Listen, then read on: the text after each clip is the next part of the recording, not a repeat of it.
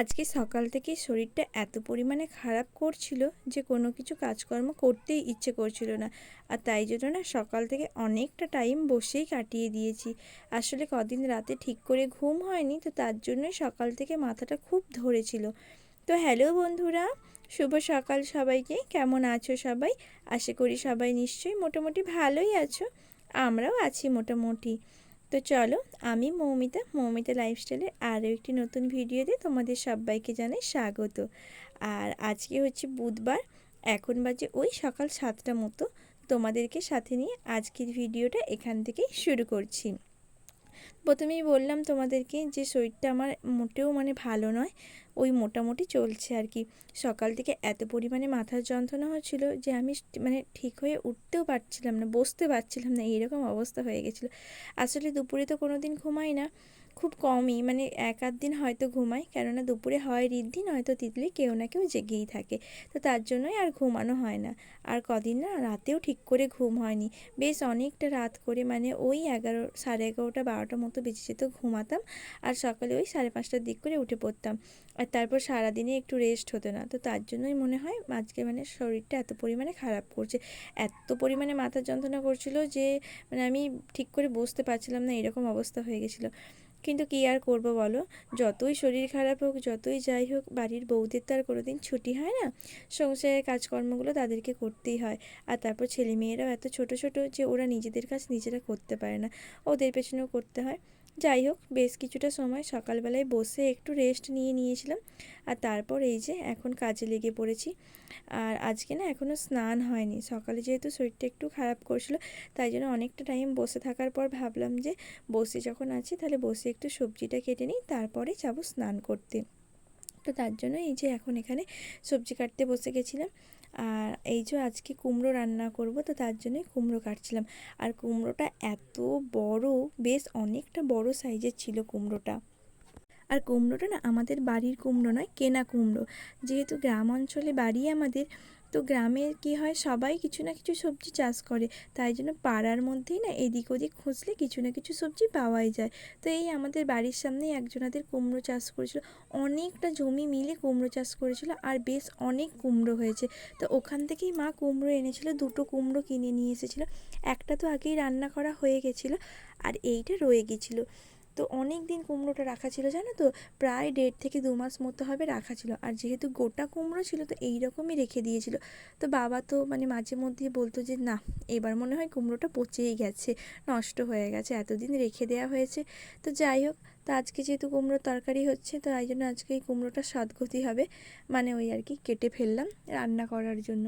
তো কাটার পর দেখলাম যে না, কোনো কিচ্ছু হয়নি, ভেতরটা খুব সুন্দর আছে আর একদম ভালো আছে। আর আজকে বুধবার, তো পূর্ণিমা আছে আজকে। তো তার জন্য এই যে এখানে আমি সবজিটা কাটছিলাম, কাটতে কাটতে মা ওইদিকে পুজোটা করছে। তো তার জন্য ঠাকুরকে ওই আজকে চিঁড়া নারকেল দেবে, তার জন্য বললো যে কাটারিটা বের করে দিতে। আমি ওই জন্য কাটারিটা দিক থেকে বের করে দিলাম। আর নারকেল না আমাদের গাছ থেকেই একটা কুড়িয়ে পেয়েছে, ওই ঠাকুরের জোটানো যাকে বলে আর কি। কিন্তু নারকেলটা ফাটিয়ে দেখতে হবে যে ভেতরে অবস্থাটা কীরকম আছে, কেননা নারকেলটা ওপরটা না ভেজা ভেজা মতো লাগছে। আর এমনিতেও এখন বর্ষার সময়, প্রত্যেক দিনই বৃষ্টি হচ্ছে, তো বৃষ্টির কারণেই নারকেলটা ভেজা ভেজা লাগছে নাকি পড়ে গিয়ে ফেটে গেছে সেটা বোঝা যায়নি। কুড়িয়েছে 2-1 দিন আগে, খোসাটাও ছাড়ানো হয়ে গেছে, কিন্তু মালাটা এখনও ফাটানো হয়নি, এই পূর্ণিমার জন্যই রেখে দিয়েছিল। তো যাই হোক, ওইদিকে সবজি টবজি সমস্ত কিছু কাটাকাটি করে নিয়েছি, তারপর চলে গেছিলাম স্নান করতে। আর স্নান করে উপরে আসার পর দেখলাম যে একটা পার্সেল এসেছে। পার্সেল বলতে ওই ছেলের জুতো এসেছে, ছেলের জন্য একটা জুতো অর্ডার করেছিলাম অনলাইনে। তো এই রকম টাইপের জুতো ছেলে আগেও পরেছে, তবে সেটা অন্য কালার আর অন্য ডিজাইন ছিল। এই রকমই সেম একটা জুতো মেয়ের জন্য করেছিলাম। তো এই জুতোটাতে যেহেতু পেঙ্গুইন আছে, ওইটা দেখে ছেলের খুব পছন্দ হয়েছিল।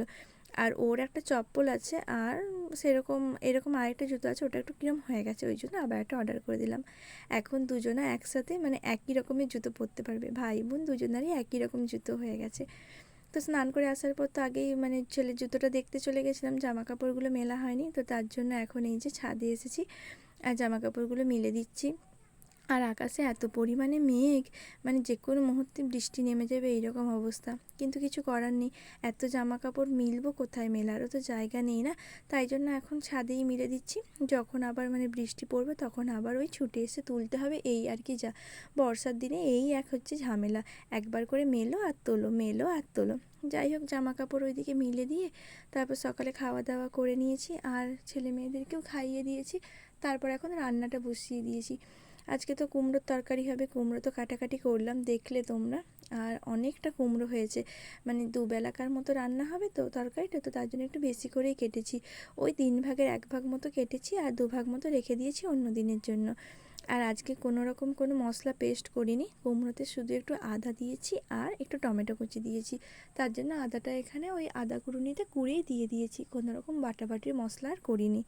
তো যাই হোক, তোমাদের সাথে কথা বলতে বলতে দেখো এইদিকে আমার কুমড়ো তরকারিটা রান্না হয়ে গেছে। এখন এই তরকারিটা নামিয়ে নেব। আজকে আর বেশি কিছু রান্না করব না, আর যা কিছু রান্না করব একদমই হালকা পাতলা রান্না করব। কোনো রকম কোনো তেল, মানে বেশি তেল মশলা দিয়ে কোনো কিছুই রান্না করব না। তো কুমড়োর তরকারিটা হয়ে গেছে, এখন কুমড়োর তরকারিটা নামিয়ে নিচ্ছি। আর তারপর হচ্ছে লাউ শাকের ঝোল করব, তো ওটাও করে নিচ্ছি। আর লাউ শাকের ঝোল ওই আলু আর কাঁচকলা দিয়েই করব। আর ফ্রিজে না একটা পেঁপে ছিল, কিন্তু ফ্রিজ থেকে না আমি বের করতে একদম ভুলে গেছি, যার কারণে পেঁপেটা আর বের করা হয়নি, ফ্রিজের মধ্যেই রয়ে গেছে। তো পরে ফ্রিজের মধ্যে ওই কুমড়োটা ভরতে গিয়ে দেখলাম যে একটা পেঁপে রয়ে গেছে। আধা মতো দিয়ে দিলেই হয়ে যেত, কিন্তু মনে ছিল না, তাই জন্য আর পেঁপেটা দেওয়াও হয়নি।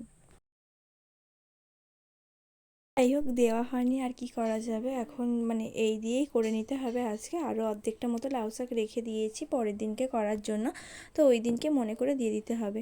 আর এইদিকে এই দেখো, রান্না করতে করতে এত পরিমাণে মেঘ উঠেছে আর ঝড়ের মানে ঝড় শুরু হয়ে গেছে যাকে বলে, এত হাওয়া দিচ্ছিল আর গুড়ি গুড়ি বৃষ্টিও পড়তে শুরু করে দিয়েছিল।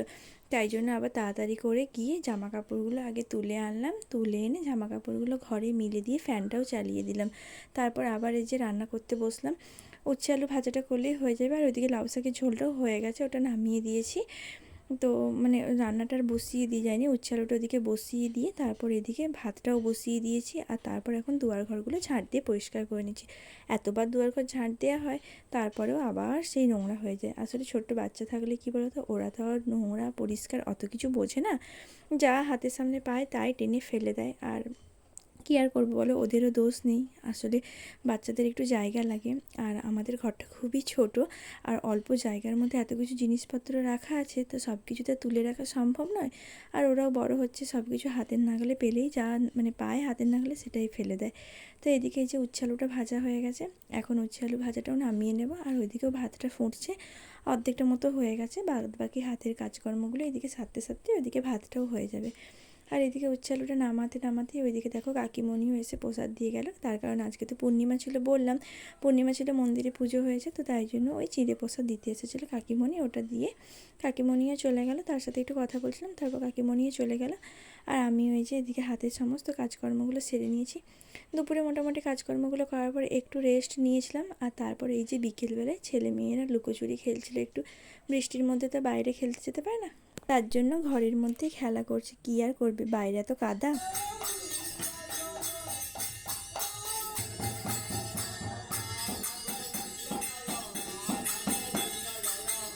আর এই যে আজকে যেহেতু পূর্ণিমা ছিল, তাই জন্য ওই হরিনাম দিতে এসেছিলো।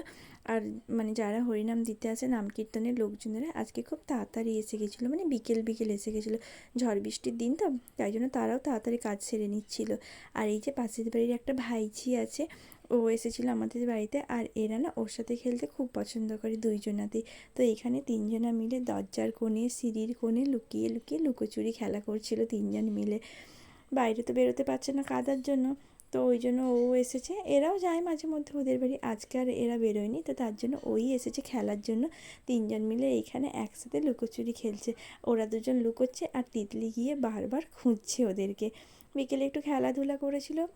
আর তারপর রাত্রেবেলায় আজকে কী আর বানাবো মেনুতে, তাই জন্য একটু চাউমিনই বানিয়েছি। আর এখানে যে সমস্ত কিছু সবজি কেটে নিয়েছি, কুঁদরি, বরবটি, গাজর, পেঁয়াজ, কাঁচা লঙ্কা, সমস্ত কিছু সবজি কাটাকুটি করে রেডি করে নিয়েছি। আর এদিকে চাউমিনটাও সেদ্ধ করে নিয়েছি, ব্যাস রেডি করে নিলাম। রাতের ডিনারটা এটাই হবে।